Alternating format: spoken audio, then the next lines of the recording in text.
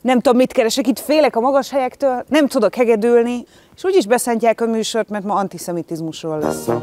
If you are an ultra-rich auto manufacturer, are you doomed to be an insane conspiracy theorist? Because there seems to be a tendency there. A lot of people tend to mystify Jewish culture, Jewishness, not necessarily with a negative intent at all. Most of the governments are more sensitive to anti-Semitism than to racism. Yeah. Like you can say a lot against Muslims, but you can't publicly say as much against Jews. And this, I think, causes the competition between these two minorities. Why does anti-Semitism in these new different forms and guises generally endure and can be used as a political weapon?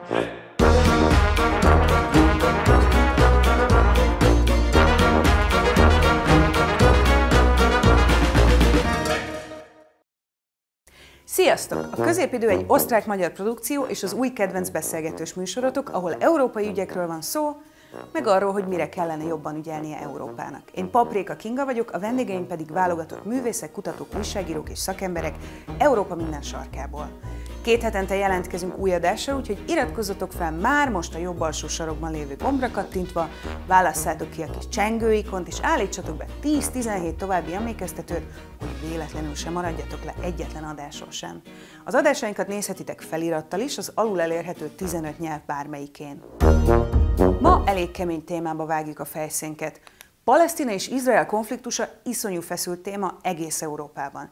Igaz, minden országban helyi fűszerezéssel tálalják ugyanannak a balhénak különböző változatait. Ez a helyzet évtizedek óta így áll, de a 2023. októberi terrortámadások óta még sokkal mérgezőbbé vált a diskurzus.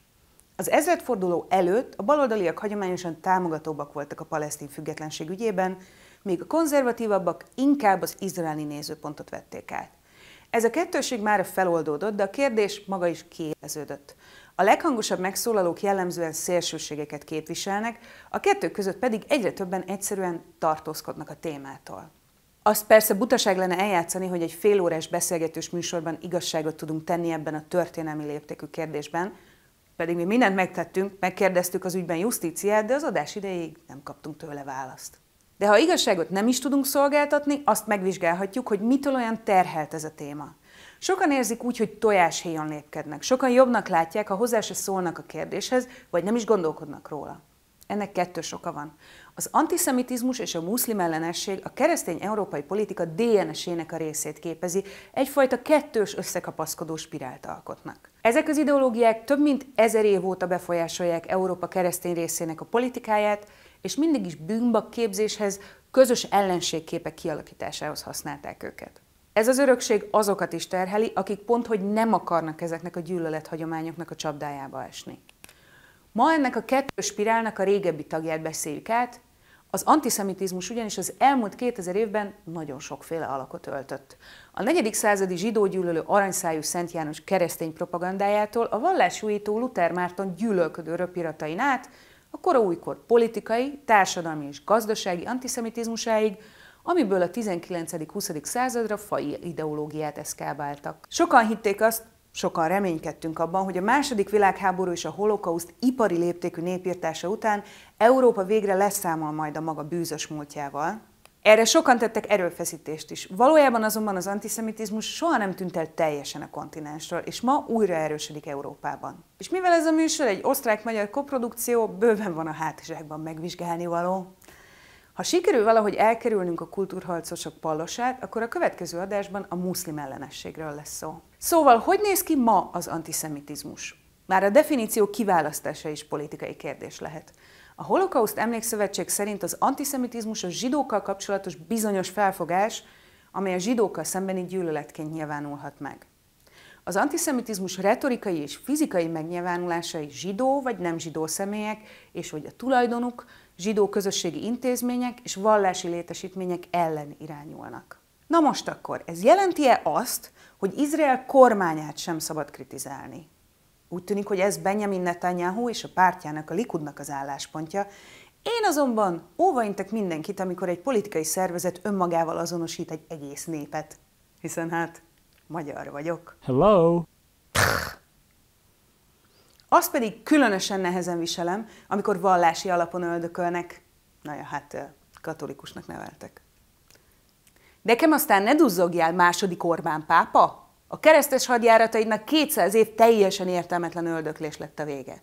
Eridj innen! Rossz pápa! Rossz pápa! De térjünk vissza a témánkhoz. A magyarok különös helyzetben vannak most. Amióta az oroszok teljes erővel lerohanták Ukrajnát, a magyar kormány békepártinak adja el magát, ezzel fúrja az ukránok támogatását, és támogatja valójában a Kreml irányvonalát. Ezzel szemben Orbán Viktor teljes mellszélességgel kiáll az izraeli miniszterelnök Benjamin Netanyahu mellett, még akkor is, amikor a hágai büntetőbíróság elfogató parancsot ad ki ellene a háborús bűncselekményekben játszott szerepe miatt. Lehet bármi összefüggés azzal, hogy mind a ketten ugyanazt a politikai iskolát képviselik, sőt, még a vezető tanácsadóikon is osztoztak éveken keresztül? Inkább tűnik a dolog politikai szövetségnek két autoriter hajlamú vezető között, mint a féle morális választásnak, mert morális választásnak elég megkérdőjelezhető.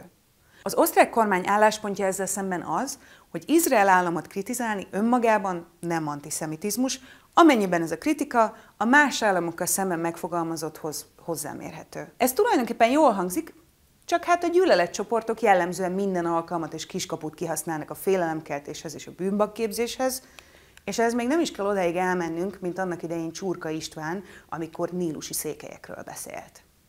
Hogyan különböztessük meg tehát a kritikát és a gyűlöletet, és hogyan kezdjünk el tájékozódni a témában? Ebben az adásban 3 kiváló vendég segít nekem tájékozódni ezen a nehéz terepen. Professzor Helga Embacher a Salzburgi Egyetemen tanít, a kutatási területe a nemzeti szocializmus, az antiszemitizmus története, a zsidó történelem és Izrael. Johann Kneiss 1980 óta dolgozik újságíróként, az utóbbi években 2 ausztriai zenei fesztivál, a Glatt und Verkehrt és az újonnan létrehozott Sankt Pölteni Jewish Weekends Fesztivál programját is szervezi. Lidia Ceszin-Jurek a Stocktoni Egyetem holokauszt és népírtás tanulmányok adjunktusa. Lengyel történész és író, aki jelenleg New Jerseyben dolgozik, a kutatásai a holokauszt és a gulág emlékezetét, a kényszermigrációt és a menekült hullámokat vizsgálják. Ezt az adást Bécsben az Alte Schmiede Kunstverein, Budapesten pedig a Sebestyén György osztrák könyvtár látja vendégül, róluk részletesebben is szólunk kicsit később.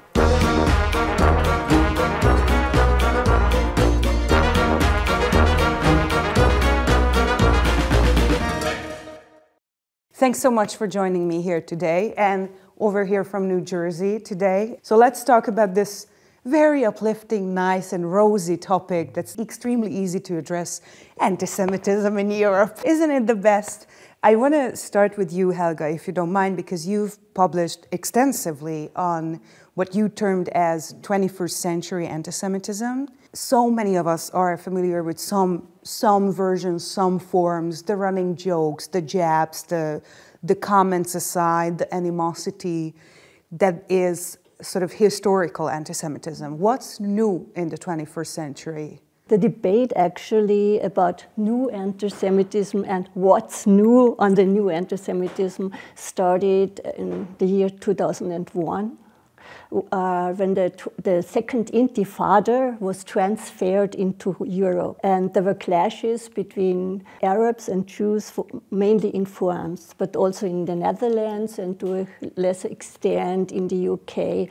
And with that, the debate started. Mainly, it started actually in the US, what's very interesting. And it was not an academic debate, it was more run by journalists. And the question was, what is new? Some people thought or demanded it's the same like in the 1930s, and we are shortly before new Holocaust. But then more and more academicians took part in this debate. It was also very emotional within the academic milieu, and I think there's not too much new about anti-Semitism in the 20th century. The debate focused on 2 main subjects or 2 main actors, the left and Muslims. So I think there was hardly anything new among the left. New social groups took part now because they were founded, like Black Lives Matters in 1910, or the parts of the Green Party, part of feminists. but the stereotypes, the images of Israel were the same, anti-Zionist and kind of this post-colonial view on Israel, this very actually simple analysis of the Middle East conflict. But then what was actually new was that Muslims went into the streets. We don't know what they thought before, but that they manifested anti-Semitism in the streets. And here it's very interesting that it started in France. And there were no demonstrations, for example, by Turkish people in Germany or in Austria. It's hard to use because the Muslim society or Muslims in Europe as a very heterogeneous society, and it's not, they are not, it was always interesting for me, when are they ready to go into the streets for Israel? And what for the Palestinians, and what do Palestinians symbolize for them? So these were the two main subjects where the debate was focusing on, and I think a mistake was that this debate neglected right-wing anti-Semitism. I think it was much neglected as a problem, and for me it's actually new that a very right-wing party changed from anti-Israel, anti-Jewish into very much pro-Israel, and stylizing them as the protectors of the Jewish community. And I think the most interesting phenomena is the FPÖ, because like in 2009 there was a Gaza war. The FPÖ took sides with Hamas. And in 2010, Strache went to Israel and tried to become the best friend of Israel. I mean, we always talk about how you should be ready to change your mind, right? The FPÖ seems to symbolize that on high speed. I'm not sure that this is exactly that kind of blend that I would be seeking. Lydia, you are Polish and you work in the US right now. So that's a strong juxtaposition between two culturally extremely affected communities. How do you see this? Both in the USA and in Europe and in Poland, everywhere, what is the most puzzling for all of us is that Jews outside Israel are today broadly associated with Israeli politics and collectively somehow blamed for the oppression of Palestinians and the ongoing conflict in Gaza. And I think this is, for us, discussing these issues of anti-Semitism, of a new anti-Semitism, spreading all over, let's say, the Western Hemisphere, something most puzzling. We would not be true to ourselves or to the lessons of history if we saw this rise of in violence and also intimidation against Jewish people as entirely unexpected. And this is this well-known historical pattern, scapegoating, right, based on shared identity and imagined collective culpability rather than on actions and beliefs of individuals. Unless one renounces or hides their Jewish identity, one is seen as part of the collective and thus a legitimate target for the anti-Semites. And these anti-Semites, they change. Because this is, of course, something paradoxical when happens in post-Holocaust European, let's say, landscape universe or Euro-Atlantic cultural sphere, which has long preached respect for human rights based on their violation during the Shoah. And again, anti-Semitism evolves, and Professor Embacher hinted at this evolution and changes. This anti-Jewish animosity in the West is no longer the domain of the far right only. It stems from new sources, and these sources are often uncomfortable to discuss.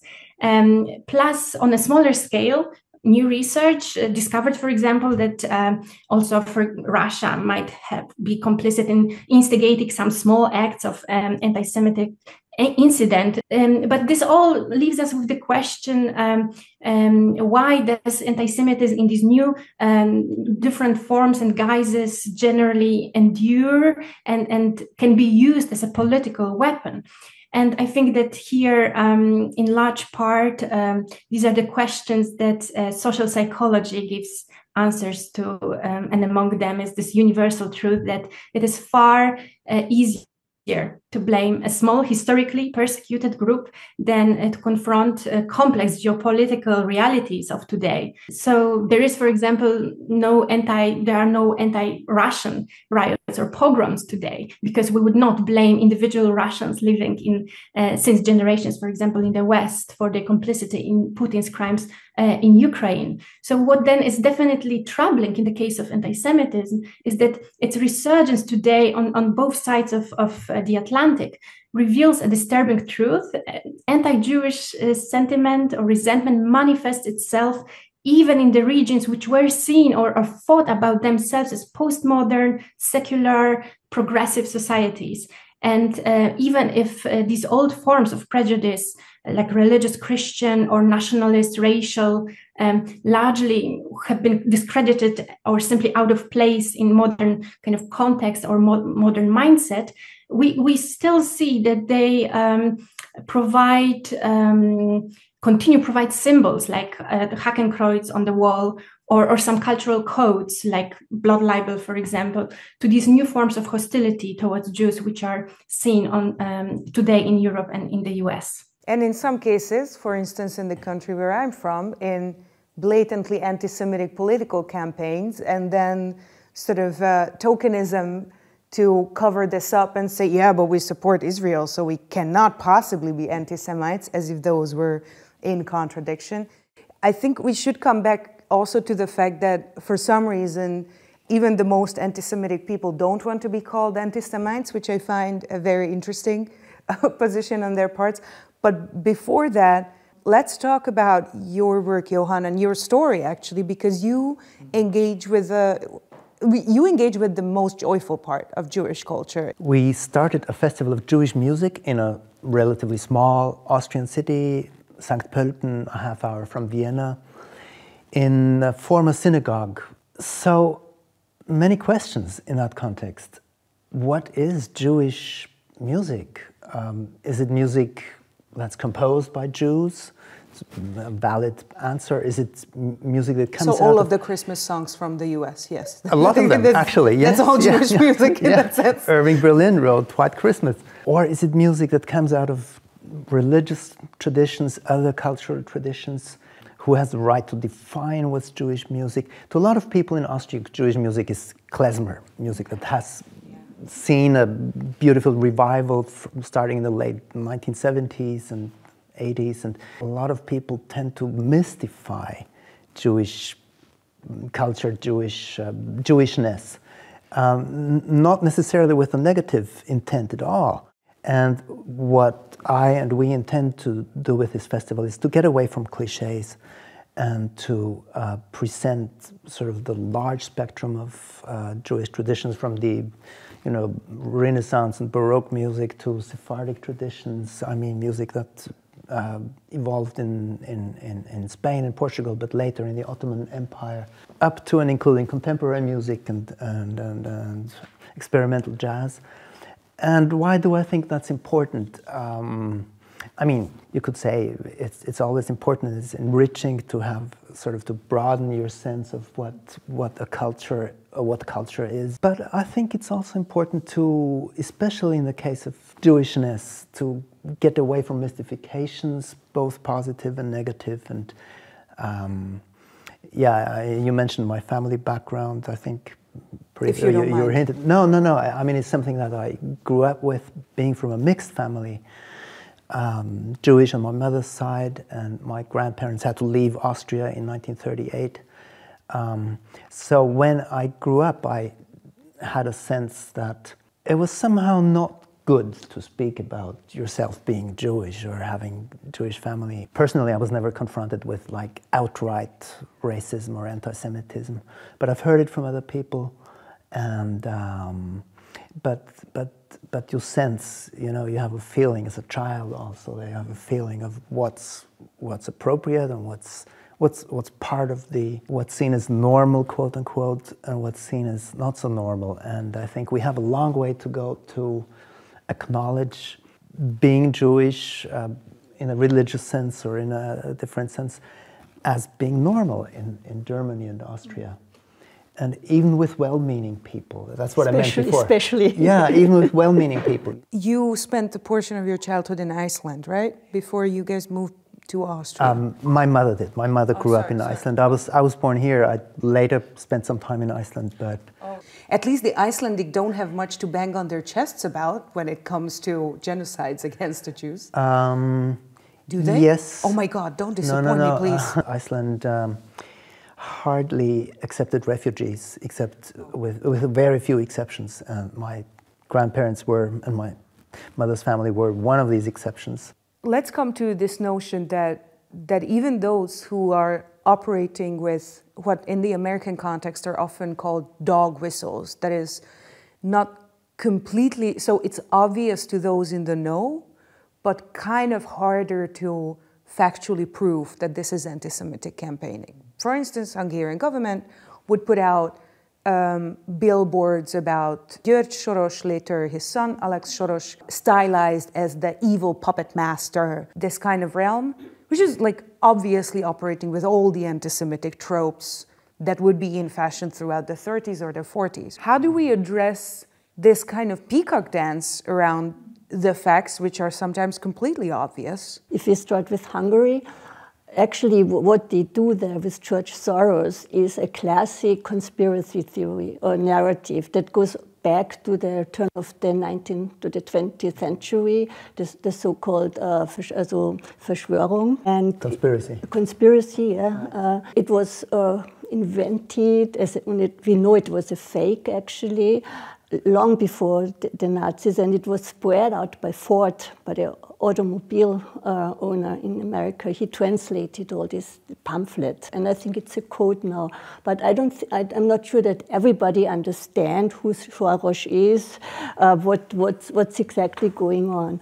And anti-Semitism very often works with codes. And now I think, especially in the US, Soros is the classic conspiracy. Elon Musk, for example, believes in it or uses it or instrumentalizes it. Because you mentioned Ford, I started thinking, if you are an ultra-rich auto manufacturer, are you doomed to be an insane conspiracy theorist? Because there seems to be a tendency there. But so just to amend this, actually, the talking points and the discourse demonizing Soros was adopted from the US far-right. So this is not invented in Hungary. It was first used from 2014 against the NGOs and civil society supported by Soros, and then applied with huge luck in the refugee crisis. So it actually, weirdly, an American import to a European country that has its own horrific history with anti-Semitism, so that's even more bewildering but to what me. I would think is so actually weird, but we also can explain it. It seems weird that these right-wing parties, extreme right parties, use these conspiracy theories. Theory is actually the wrong term, narratives we can say. And on the other hand, they are close friends to Netanyahu. So this is an interesting phenomenon. You can be, let's say, philo-Semitic on one hand, but on the other hand, you are a follower, use or instrumentalize conspiracy narratives. I think that we shouldn't also forget that the main thing happening also now in the West vis-a-vis Jewish people is kind of shift in the victimhood and solidarity discourses. I'm sure you have read about it already. Like Jews are placed today again on the wrong side of history, also from other, let's say, camps, unexpected camps.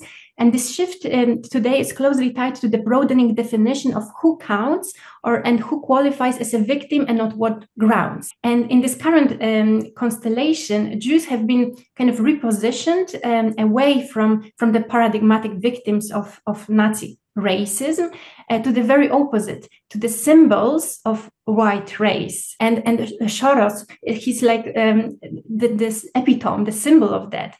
And Jews are also increasingly understood today as, of course, colonizing settlers in Palestine, right? And like an anachronistic outpost of the West in the Arab world. And thus also as kind of Western guilty conscience, given the post-colonial narratives. So Jews, historically part of the coalition of marginalized groups, are now in this thinking being cast as part of the oppressor class, which has shifted the dynamics of solidarity and the justice in ways that are politically complicated. I'm sure that you've noticed that European liberals today are struggling as well, including those in Germany, Scandinavia, the Netherlands, and Austria, because this direction of reckoning and remembrance has had clear objectives, clear villains and evils to combat, shaping kind of commitment to non-discriminatory principles in the public sphere, which, however, today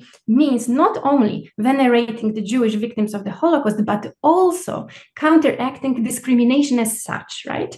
Including against, very importantly, Muslim immigrant minority to Europe. So liberal and green parties are very committed to combat anti-Semitism, and at the same time, they would not confront it as for example, a Muslim issue, which it to a considerable extent also is, because they recognize the Muslim minority in Europe, not without good reasons, of course, as another vulnerable group in need of protection. For instance, and this is very often brought up in media coverage of attacks carried out by some extremists from Muslim minority backgrounds, journalists often hesitate to mention the attacker's religious affiliation out of a concern for stoking further hatred and prejudice against broader Muslim population. This caution, of course, is a responsible approach to take.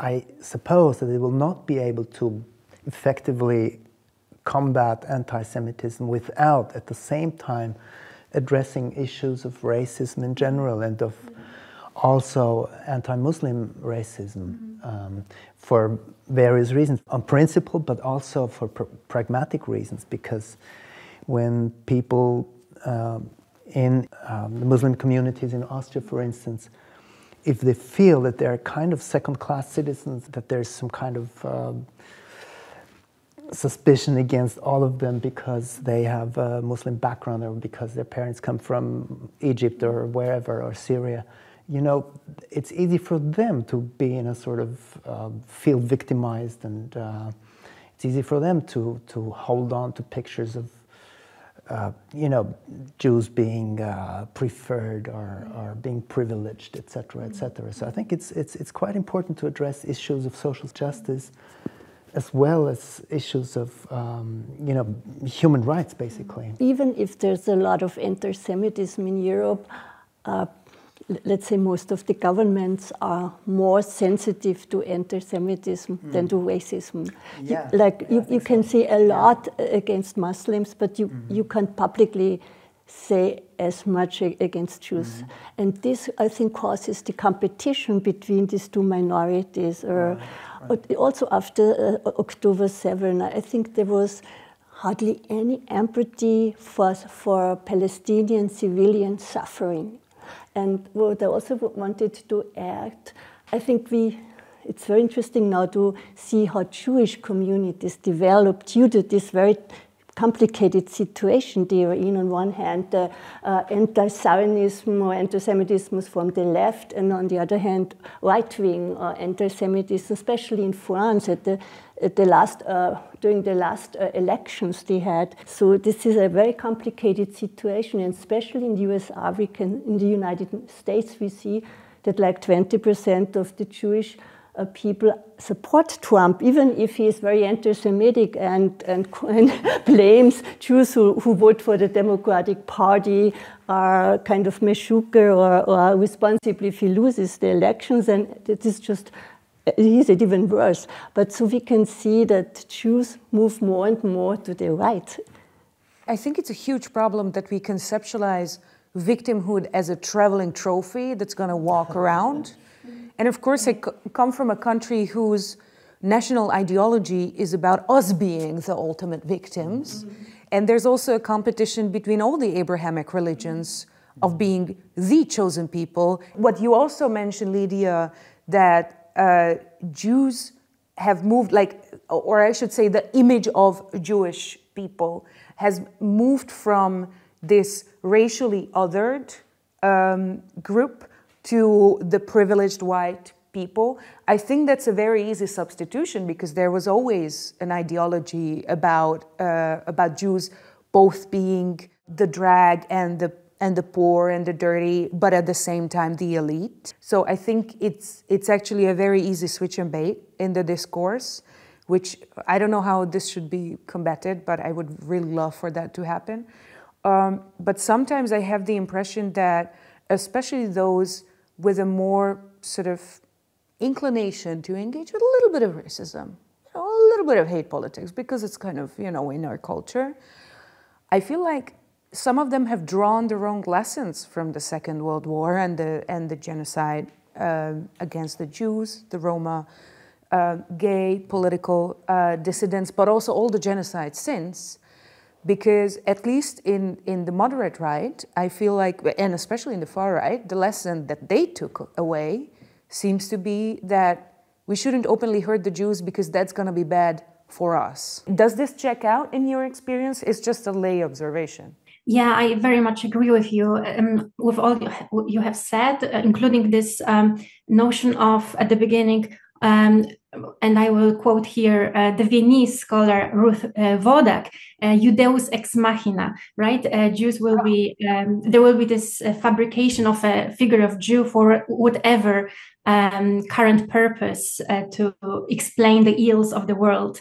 I wanted to also come back to what Helga said before about a Jewish response and also shifting attitudes among Jewish community to what happens today.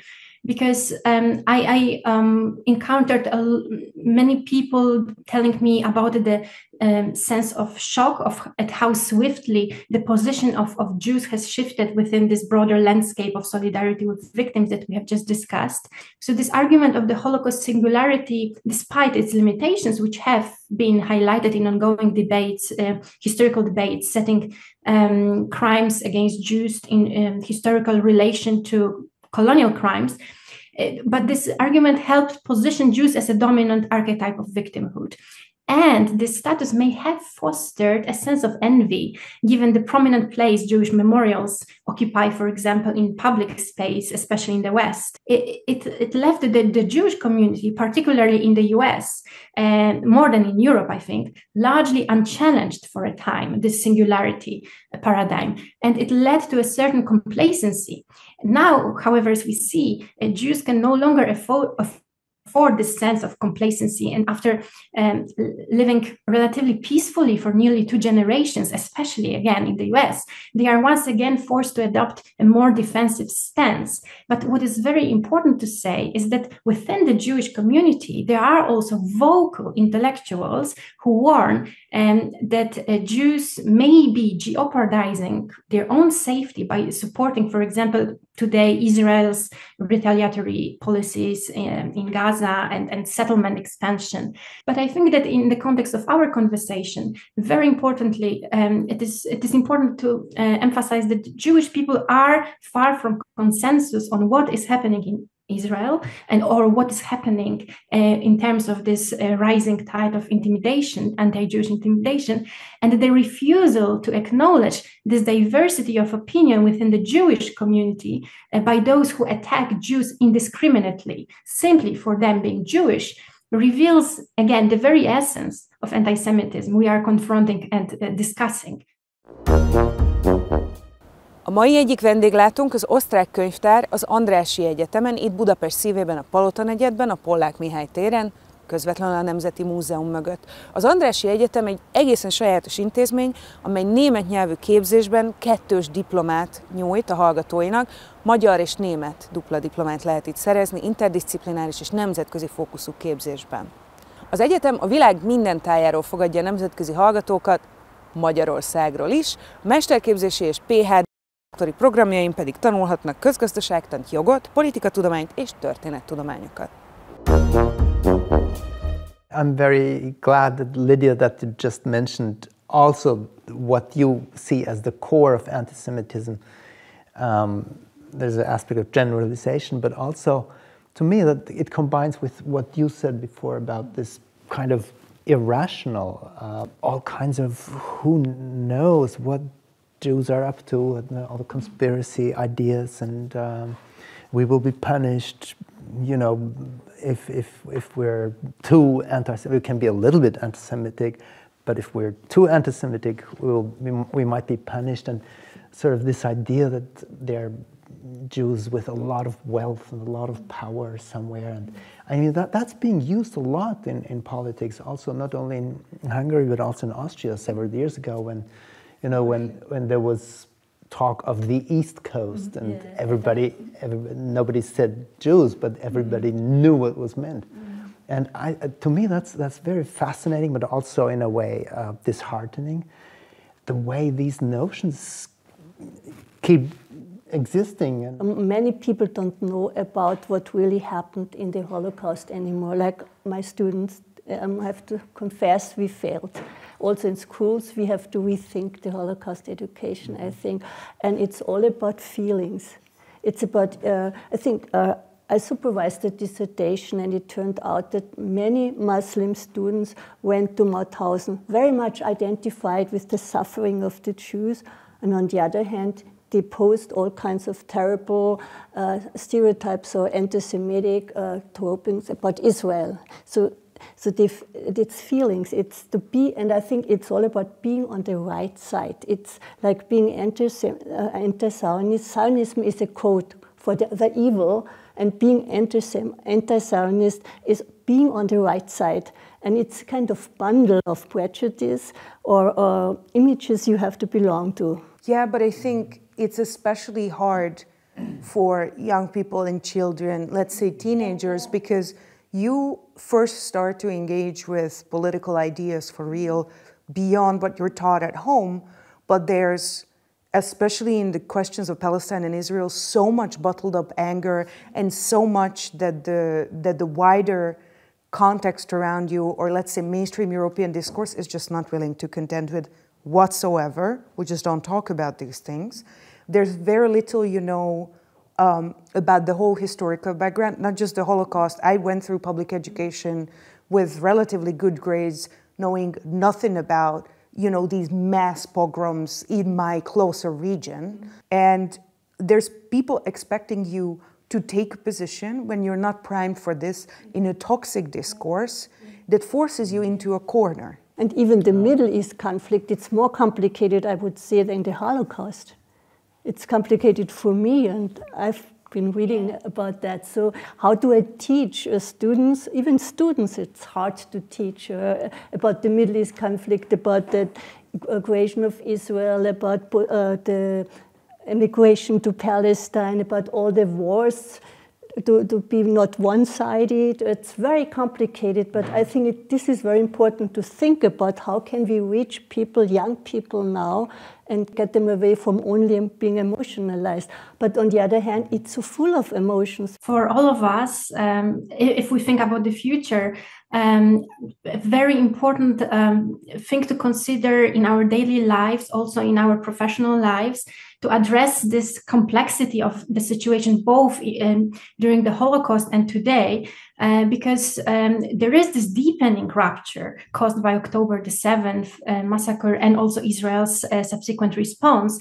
And in many ways, for example, Hamas achieved what it set out to do. It radicalized Israeli government in a way that had not been seen before, drawing us into kind of a stark black and white framework of being either for or against.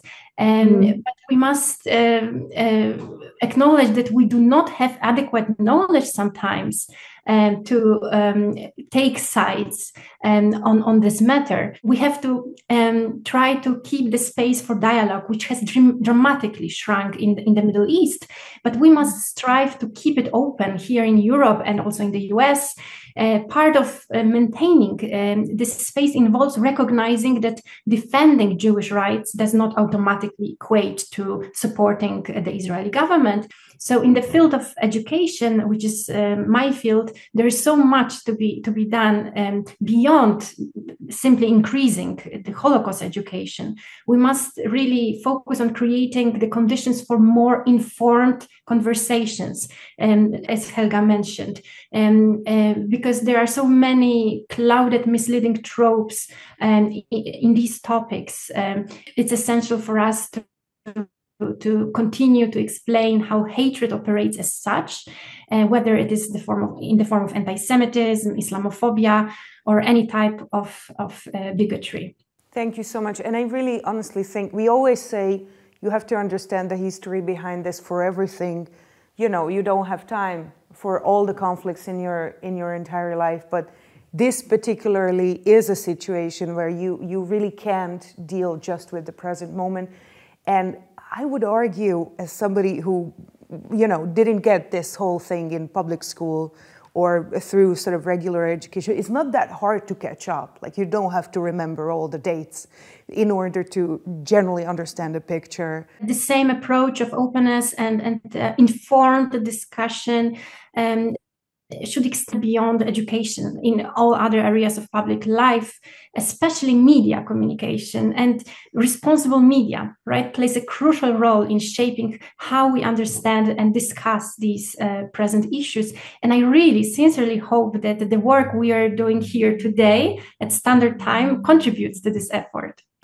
Jewish life can only develop in democracy, and we also need democracy. And if we look into schools and young people who we know from polls, democracy is not the highest in the ranking. And we should never forget to combine fighting against anti-Semitism. It means also fighting for democracy and fighting against politicians who want illiberal democracies. Thank you so much.